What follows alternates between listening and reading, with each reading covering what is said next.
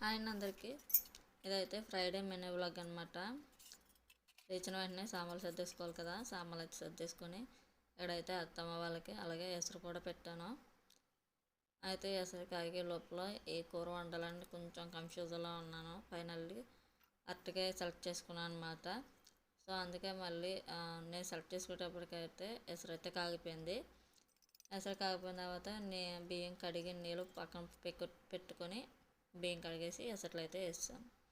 ఈ బియ్యం కడిగిన నీళ్ళు ఎందుకంటే అరటికాయ కూర అని చెప్పాను కదా, అరటికాయ ముక్కలు బియ్యం కడిగిన నీటిలో వేసుకుంటే అవి రంగు మారవని చెప్పారు అత్తమ్మ. సో అప్పటి నుంచి బియ్యం కడిగిన నీళ్ళు అరటికాయ ముక్కలు అందులో వేస్తాను.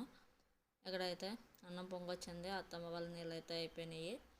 అవి అయిపోయిన తర్వాత అత్తమ్మ లేసి వచ్చి అరటికాయ పోపు పెడతానమ్మా అని చెప్పారు. సో వాటిని శుభ్రంగా కడిగి వాటిని అయితే ఉడకబెడుతున్నాను అనమాట. అత్తమ్మ వచ్చేసారు కదా, నేనైతే వాకులు తొట్టడానికి వచ్చేసాను. వాకులు తుడిచేసి చెత్తబొట్టు బయట పెడితే వెళ్ళైతే వచ్చి చెత్త అయితే పట్టుకెళ్ళిపోతారు.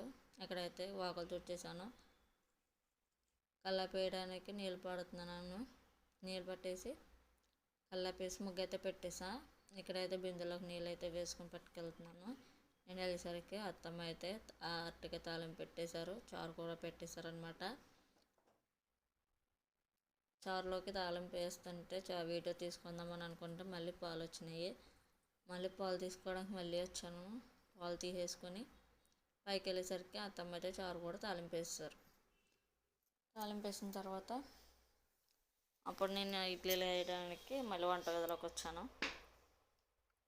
ఇడ్లీలు వేసేసి ఇడ్లీలు కూడా వేసేసి పొయ్యి మీద పెట్టేశాను అనమాట. మా వాళ్ళు ఎక్కువ ఇడ్లీలు తింటారని చెప్పాను కదా,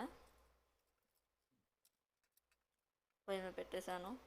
పొయ్యి మీద పెట్టిన తర్వాత కాసేపటికైతే ఇడ్లీలు అయితే అయిపోయి వచ్చినాయి. ఇడ్లీలోకి అయితే శనగపిండి చట్నీ చేశాను.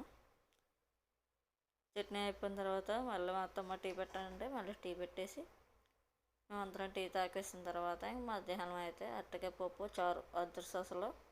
మీలో ఎంతమందికి కాంబినేషన్ ఇష్టమో కామెంట్ చేయండి. వీడియో నచ్చితే లైక్ చేయండి.